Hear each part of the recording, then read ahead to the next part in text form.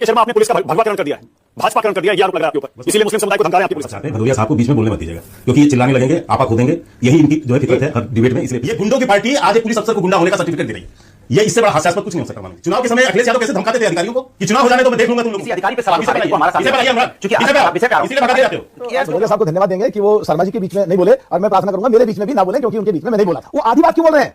उन्हें पूरी बात बोलनी चाहिए कि हिंदुओं के लिए भी ये कहा है कि अगर कोई रंग ना लगवाना चाहे तो उसको भी रंग ना लगाए। मुसलमानों को ये नहीं कहा घर में सब रहो, ये कहा है कि अगर कोई मुसलमान ये कहे, अब सोचे कि मेरे रंग लगने से मेरे घर में, तो उनसे गुजारिश है, उनसे प्रार्थना है कि वो 2 बजे तक घर से ना निकले। असलियत ये है कि कांग्रेस और उसकी साथी पार्टियां ये दिखाने की कोशिश करती हैं कि हम तुम्हारे समर्थक हैं, हम तुम्हारे साथी हैं, हम तुम्हारे साथ खड़े हैं। असलियत में वही मुसलमानों के दुश्मन है। जय श्री राम दोस्तों, कैसे आप? आई होप सारे स्वस्थ होंगे और मस्त होंगे।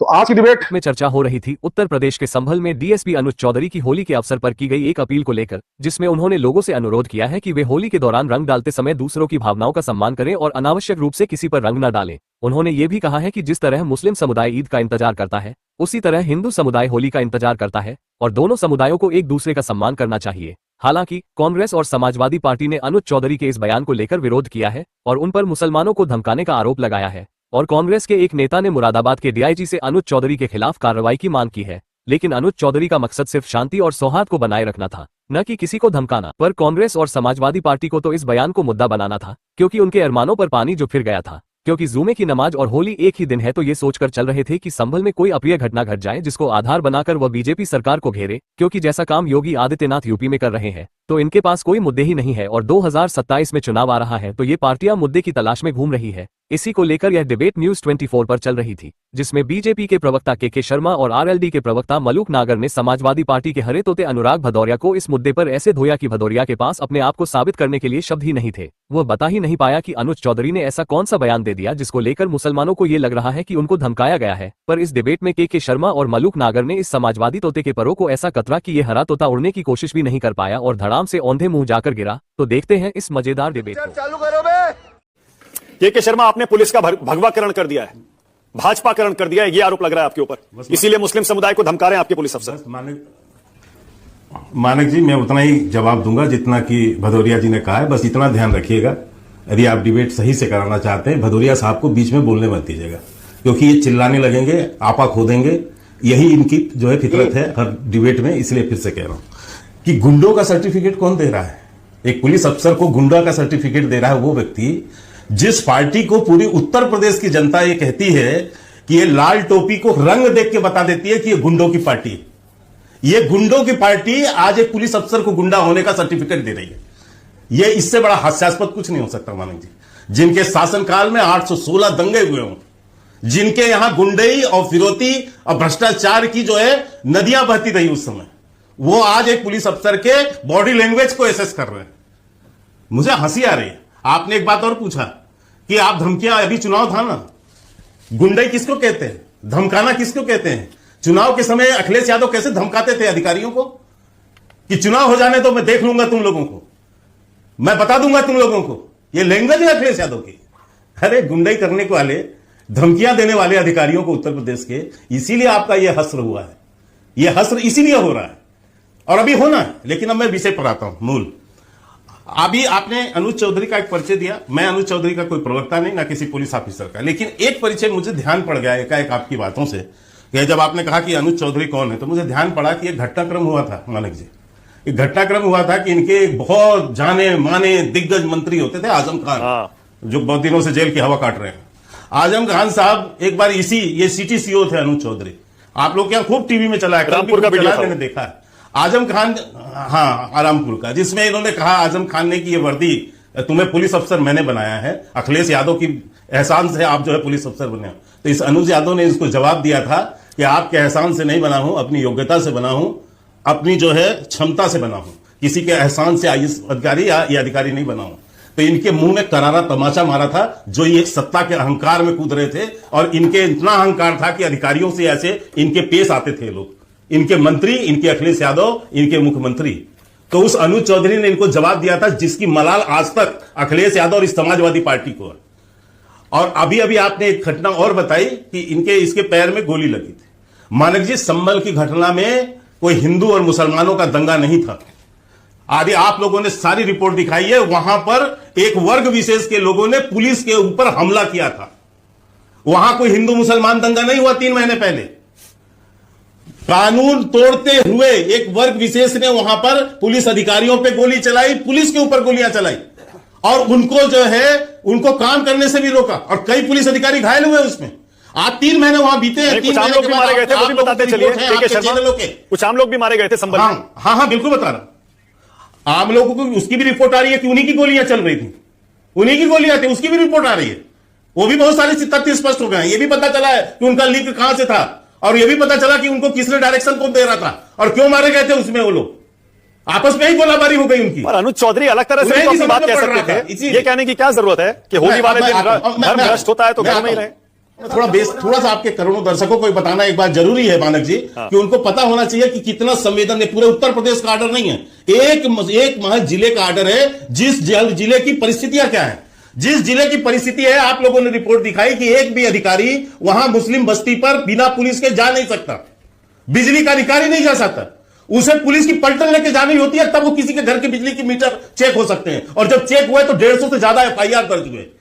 ऐसे मोहल्ले हैं जहां 150, 200 हिंदू परिवारों को पलायन करना पड़ा है। हिंदू परिवार रह नहीं सकता उस बस्ती पर। यह वो संबल है, ये वो संबल है जिसमें भाईचारा का नारा लगा रहे थे अखिलेश यादव। और जब मीडिया रिपोर्ट्स बाहर निकल के आई तो पता चला कि स्वतंत्रता के बाद 24 से 25 दंगे इस संबल में हुए, जहां हिंदुओं का नरसंहार हुआ। यह वो संबल है।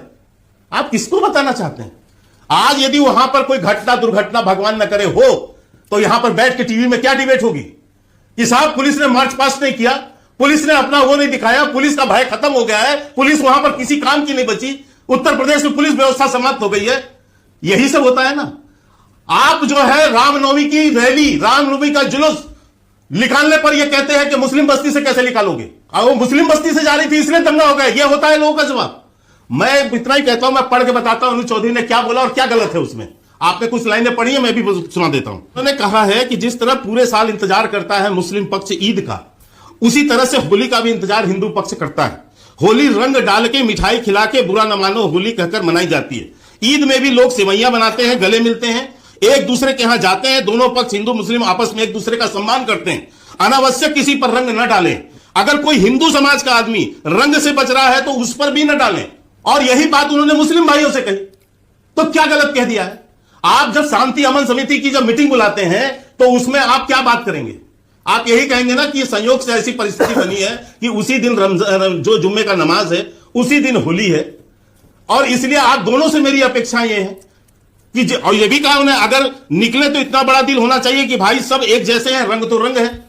तो ये भी उन्होंने कहा है कि आप यदि खेलना चाहें तो आइए, स्वागत है, वो भी के शर्मा, लेकिन डीएसपी अनुज चौधरी पर बुनियादी आरोप है, उन पर यह आरोप है कि वो पुलिस में भर्ती होने लायक ही नहीं है, वो रील बनाते रहते हैं, वो पहलवान प्रवृत्ति के हैं, उनको पुलिसगिरी मतलब पुलिस का काम आता ही नहीं है, वो अनफिट है इसके लिए। ये आरोप लगा रहा है विपक्ष। क्योंकि इतना कुछ होता तो यही न बन गए होते पुलिस ऑफिसर। ये क्यों खाक छान रहे होते? ये क्यों जिन बचपन से पैदा होते ही क्या नेता बनने की कोशिश किए थे? अब भदौरिया पे रुका नहीं जा रहा, जल्दी करो। ये भी बन गए होते, बने थे ना। मुलायम सिंह भी टीचर थे ना, मुलायम सिंह जी भी टीचर थे, इंजीनियरिंग की पढ़ाई करके। अखिलेश यादव भी आए थे तो बाप की विरासत मिल गई तो बन गए मुख्यमंत्री। अपने बल पर आज तक मुख्यमंत्री बने क्या? 2012 का चुनाव मुलायम सिंह लड़े, अखिलेश यादव ने क्या किया था? पिता ने विरासत पे दे दी। इसके बाद से जितना चुनाव लड़े, अनुराग भदौरिया एक बार भी सरकार ने कराई। अनुराग भदौरिया, एक मिनट, मुझे पता है आप काफी कुछ कहना चाहते हैं। सुबह 8-9 बजे 10 बजे होली खेलना शुरू करता है हिंदू समुदाय, 2 बजे तक खत्म कर देता है।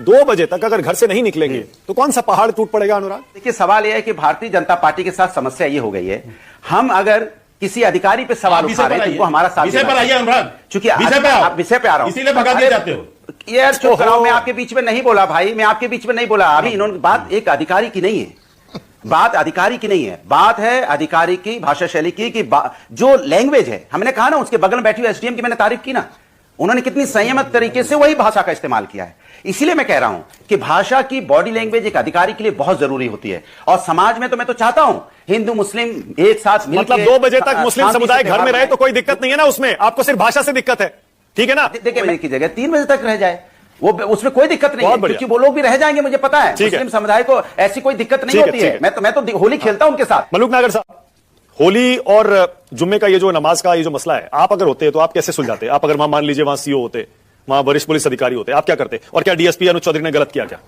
सबसे पहले तो आज भदौरिया साहब को धन्यवाद देंगे कि वो शर्मा जी के बीच में नहीं बोले, और मैं प्रार्थना करूंगा मेरे बीच में भी ना बोलें, क्योंकि उनके बीच में मैं नहीं बोला था।